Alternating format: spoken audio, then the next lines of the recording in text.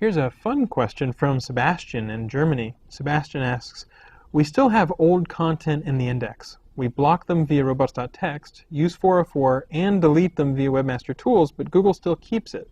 What can we do to quickly delete content from the index? This is a great question. It looks like you're doing all the right things, so I'd be interested to find out more details. But let me tell you what most people do, because there's often, some sort of accident in place. If you want to remove a single page, you need to make sure that your web server returns a true 404 code for that single page. So for example, if you say file not found, page not found, but the HTTP status code that you return is a 200 and not a 404, then we'll say, oh, okay, this page is still live because it's a 200 code, so we won't process that URL removal request. Instead, we'll say, no, this page is still live. It needs to be truly gone and truly returning a 404 before we'll delete it. So that's deleting a single page. Now let's talk about deleting an entire site.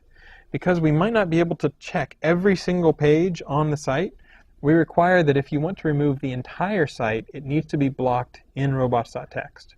If you do those things, removing a site, block in robots.txt, removing a page, make sure that it truly does return a 404 status code, then everything should go smoothly in the URL removal tool. If it doesn't, stop by our Webmaster Help Forum and ask, hey, what's going on?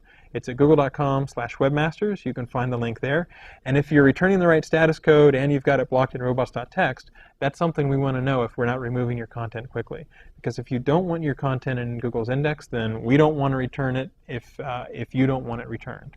So those are some simple mistakes. Most people don't return the true 404 code, and most people don't know that if you want to block an entire site, we say it somewhere in the documentation, I'm sure, it has to be blocked in robots.txt so that we're not just checking individual pages.